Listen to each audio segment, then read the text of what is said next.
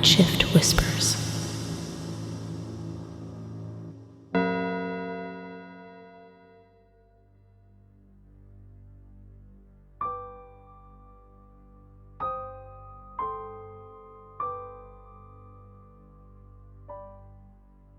That evening had a touch of magic to it. The gentle raindrops were tapping on the rooftops and the airport runway, setting a serene mood. Inside a private airline, a young rookie flight attendant felt her heart pounding as she attended her first briefing before the scheduled local flight taking off at 11 p.m. She was both excited and anxious, just like anyone trying something new. That newbie was me, embarking on my very first journey as a flight attendant. Nervous and enthusiastic, I was living my dream job. From a young age, being a cabin attendant was what I aspired to, and now I had made it. I wanted to provide the best service to the passengers and make a positive impression on my senior colleagues. As someone who had long awaited moments like this, I couldn't wait to embrace the exciting experiences that came with being a cabin attendant. However, there was something peculiar about my first briefing. When the aircraft registration number was announced, I noticed that my more experienced fellow flight attendants seemed dissatisfied and whispered their complaints. It was more like they were feeling the pressure. I was puzzled, not understanding what was bothering them so much. But I didn't think to ask what was wrong. If there was something unpleasant about this flight, it might be better not to know to keep my mind positive. After all, no matter how much I loved this profession, the anxiety of flying always lingered. Nobody wanted their first flight as a cabin attendant to be their last. After the briefing was done, I shook off all negative thoughts and hurried to the plane to prepare for the flight. I counted the number of passengers and was sure there were 133 people on board. But when I double-checked, the count had changed. There were only 132 passengers. I tried to confirm this with one of my senior colleagues, and she gestured for me not to worry about it. Why? It was clearly an issue, so why was she acting like it was routine? I approached another senior colleague for a more satisfying answer, but her reaction was the same. They told me to carry on with my duties and not make a fuss.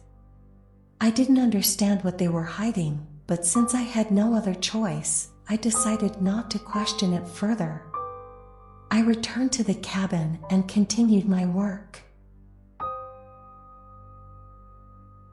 The plane took off on time, and everything seemed to go smoothly for a while. Then, the passenger call button rang. I rushed to the passenger seat who had called, but when I pulled back the curtain, there was no one there. Goosebumps spread across my skin. It took me a moment to process, but I finally realized that this might be what the crew had silently complained about. I began to understand now. This flight was anything but ordinary. There was an extra passenger on board who was not human and had been on the plane for quite some time, a well-known secret among the airline crew. They all knew, but there was no choice but to coexist. Oh my, was my first flight as a flight attendant going to be like this? Anxiety started to creep in.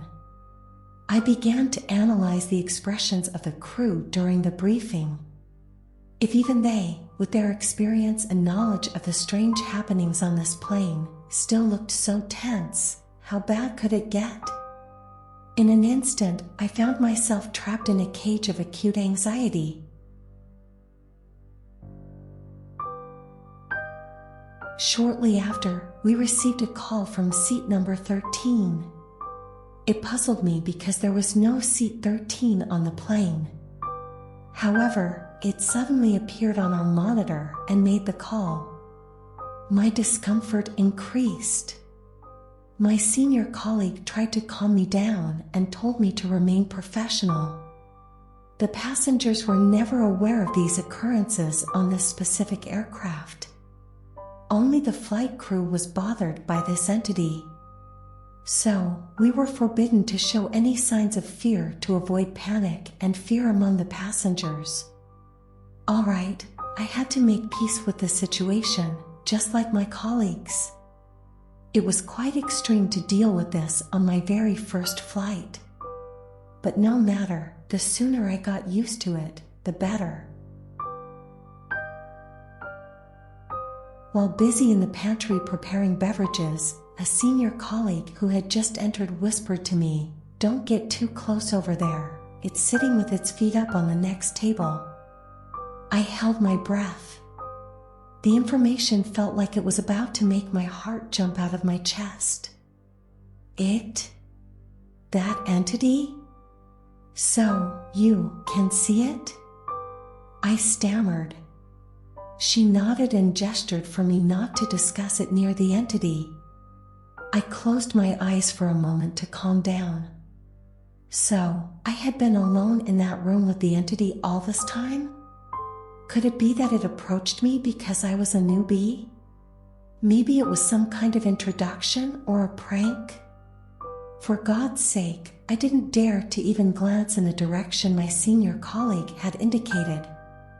After finishing what I needed to do, I hurried out of the pantry with a quick step. Before I could even settle my racing heart, an announcement over the loudspeakers ordered the flight crew to return to their seats. However, the order was not in formal language, it was quite forceful.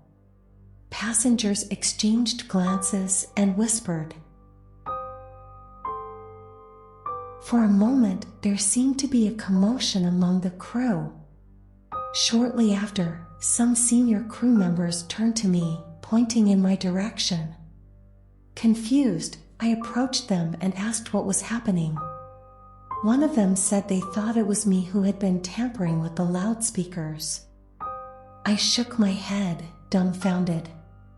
How could I have dared to do something like that? Well, if it wasn't you, they said, instructing me to ignore it. If it wasn't one of us, then who could it be? The entity? Oh my! This was the first time I had heard a ghostly voice.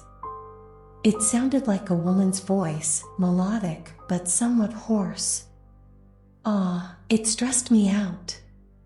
The flight lasted only 2 hours, but it felt like the whole night. When the plane arrived at its destination and prepared to land, I felt an immense sense of relief. My heart had felt like it had been working non-stop throughout the flight, and now it was finally free. It was pounding continuously during the flight.